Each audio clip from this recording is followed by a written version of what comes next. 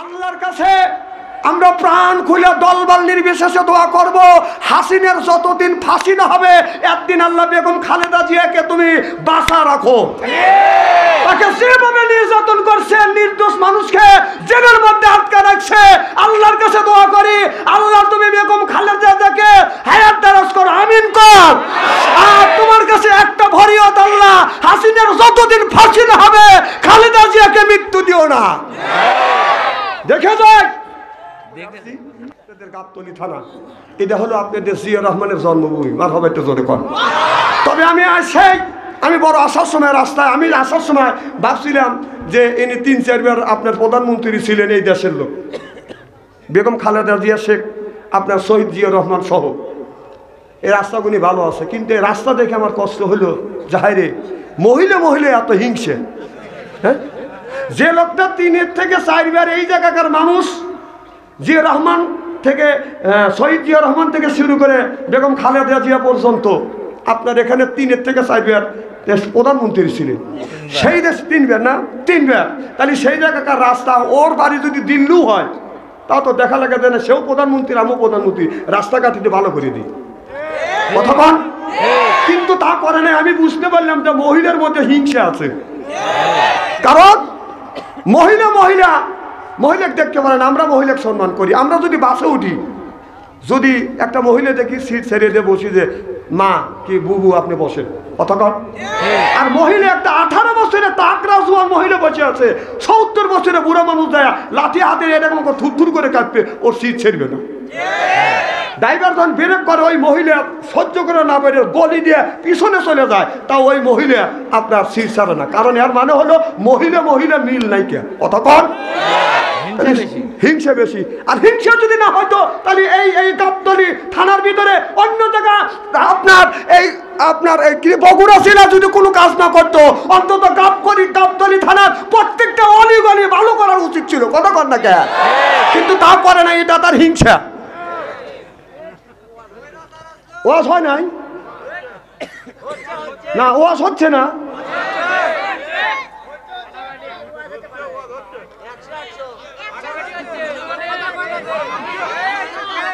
কথা আমি আমাকে বলার জন্য আনছেন, আমি বলবার, আপনারা যদি কথা বলেন তাহলে মানুষ মাইন্ড করবে। খুব দুঃখ লাগছে, বিশ্বাস করেন দুঃখ লাগছে যে এই থানাটা এরকম হওয়ার কথা না।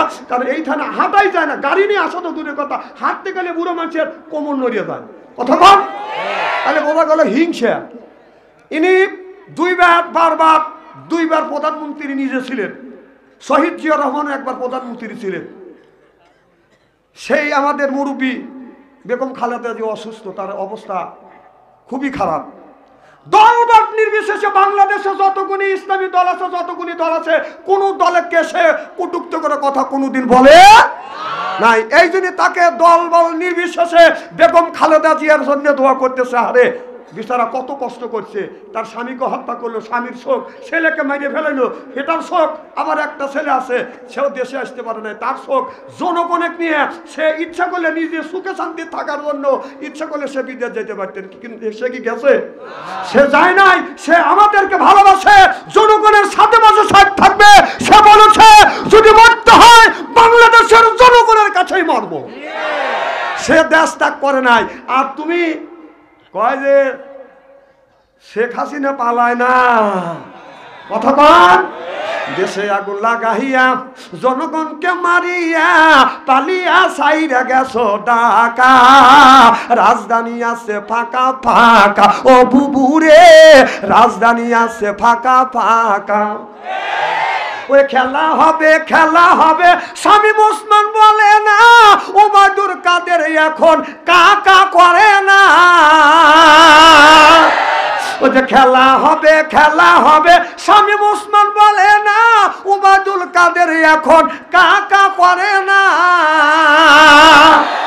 দেশের 100 কোটি টাকা মেরে দিল্লিতে আসলু কয়ে, রাজধানী দেখা তারে যায় না, রাজধানী আছে ফাঁকা ফাঁকা, ও কাকুরে রাজধানী আছে ফাঁকা ফাঁকা। দেশে আগুন লাগাইয়া জনগণকে মারিয়া পালিয়া সাইরা গেলা ঢাকা, রাজধানী আছে ফাঁকা ফাঁকা ও আপুরে, রাজধানী আছে ফাঁকা ফাঁকা।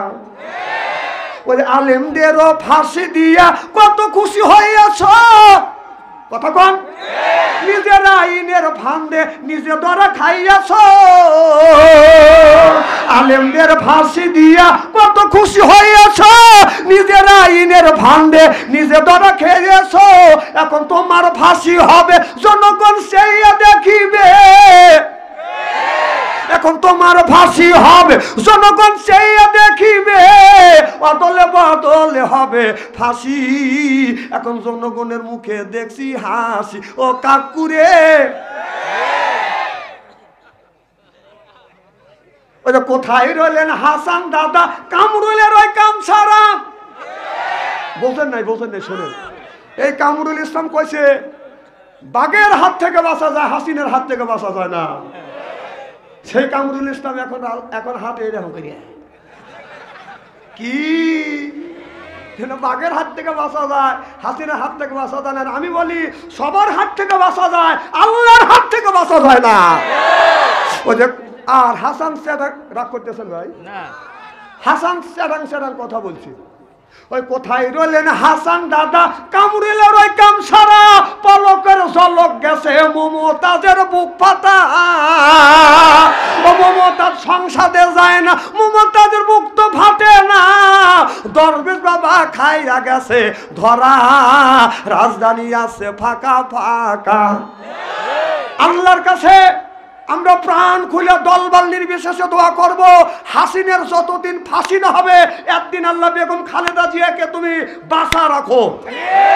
তাকে যেভাবে নির্যাতন করছে, নির্দোষ মানুষকে জেলের মধ্যে আটকা রাখছে, আল্লাহর কাছে দোয়া করি আল্লাহ তুমি বেগম খালেদা জিয়াকে হায়াত দারাজ করো, আমিন কর। আর তোমার কাছে একটা ফরিয়াদ আল্লাহ, হাসিনের যতদিন ফাঁসি না হবে খালেদা জিয়াকে মৃত্যু দিও না। দেখে যাক, দেখে দেখ।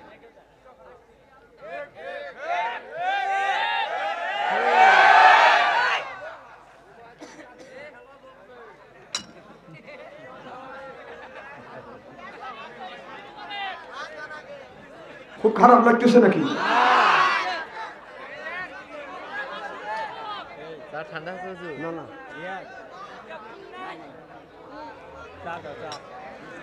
মারহাবা একটু জোরে কর।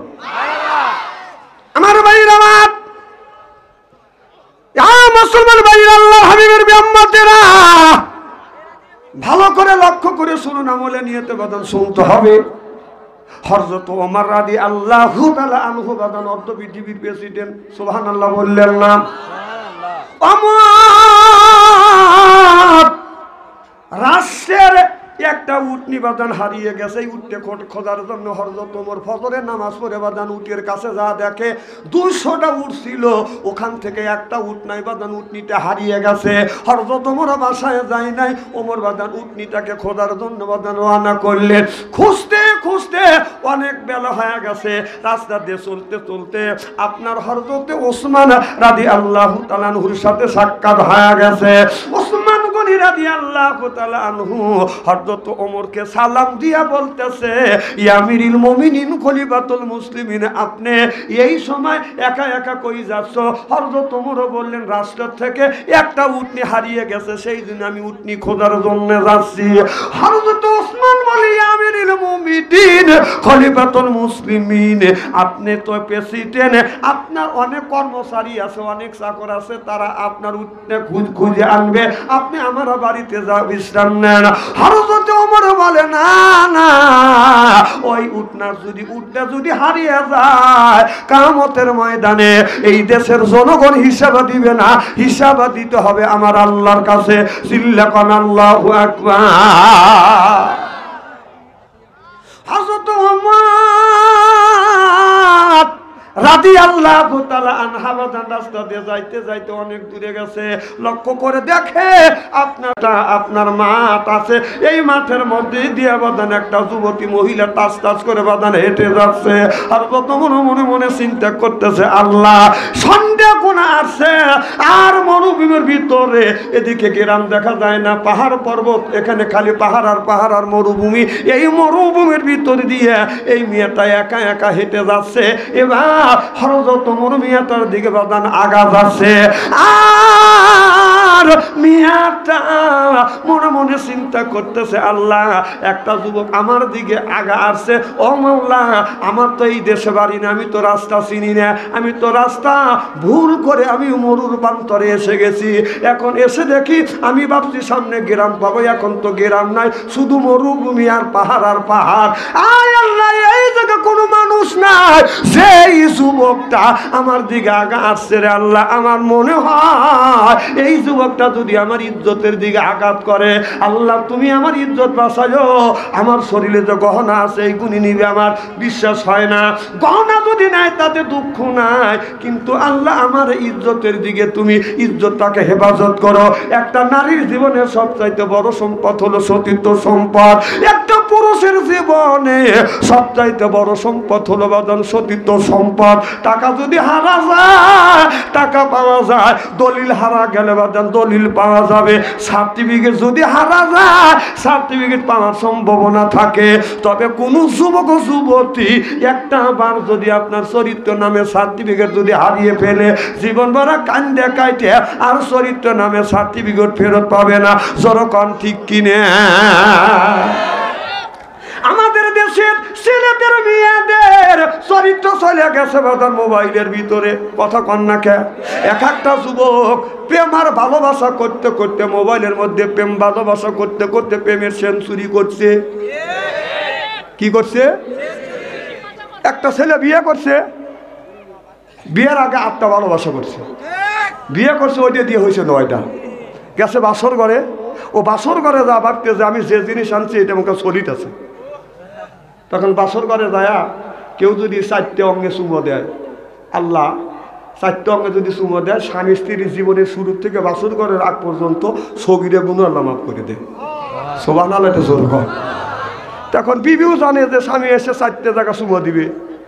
এখন স্বামী খালি বসে থাকে, বিবি ভাই বসে থাকো কে? তখন স্বামী বলতেছে, বিবি আমি ঠকি নাই, আমি ঠকি নাই রে। ব্যাপার কি? হ্যাঁ, আমরা আমল করবার, তুমি কর ঠকি নেই। ভাই আমার সাইতে যেটা মানুষ এই জমিনে নাই, সব ঠকছে, আমি দিচ্ছি। যেমন তখন স্বামী আবার বলতেছে, বিবি আমি ঠকি নাই, আমি ঠকি নাই রে, তুমি আমার 9 নাম্বার বিবি রে। বউ ভাই আমার আগে 8 টাকা, তোক দিয়ে 9টা। যেই কইছে তোক দিয়ে 9টা, বউ দাবাস করে পড়ে গেছে কাঠের উপর। স্বামী যা হাত করে ধরে বলতে, বিবি ঠিক আছে? কাহে আমি ঠিক আছি। কয় তুমি দাবাস করে পড়লে কেন? আল্লাহ কানের পাশ দিয়ে বাঁচাইছে। যেমন তখন বউ উত্তর দিচ্ছে, স্বামী আমি ঠকি নাই, আমি ঠকি নাই রে, তুমি আমার 10 নাম্বার স্বামী রে। আমার আগে 9টা, কয় তোক দিয়ে 10টা। যুবক তুমি ভাবতেছ যে তুমি একটা মেয়েকে ঠকাইছ, সেই যেটা তুমি আনছো ওইটা 40 ননিবাদ। তুমি যদি 9টা মেয়েকে ঠকা থাকো, তোমার বউ 11টা যুবককে ঠকায়া লাল শাড়ি পরে আর তোমার বাসর ঘরে বসে আছে। সেই কথা আল্লাহ বলছে, আল খবিসাতু লিল খবিসিনা ওয়াল খবিসুনা লিল খবিসা। তাহলে খবিস মার্কা ছেলের ভাগ্যে খবিস মার্কা বউ মিলবে, খবিস মার্কা বউয়ের ভাগ্যে খবিস মার্কা স্বামী মিলবে। কথা কার? জোরকন। এদিকে কেউ কাউকে ঠকা কেউ জিততে পারে না। আমার ভাইয়ের, আমার হযরত ওমর মেয়েটার দিকে যখন আগে আসছে, মেয়েটা 4 রাস্তার মাথায় এসে বাদান একবার পশ্চিম দিকে যায়, আবার পূর্বের দিকে আসে, আবার উত্তর দিকে যায়, আবার দক্ষিণ দিকে আসে। মেয়েটা তোর মনে খাওয়া গেছে কোন দিকে যাবে। এমন সময় হযরত ওমর এসে বলতেছে, ও গো মা, ভয় পায় না গো মা। মা যখন বলে ডাক দিছে, মেয়েটা বাদান সুস্থির নিঃশ্বাস ছেড়ে দিছে। মেয়েটা মনে মনে চিন্তা করতেছে, আল্লাহ যেই যুবকটা আমাকে মা বলে ডাক দিছে অন্তত আমার ইজ্জতের ক্ষতি হবে না। চিল্লাকান আল্লাহু আকবার। হযরত ওমর বলে, মারে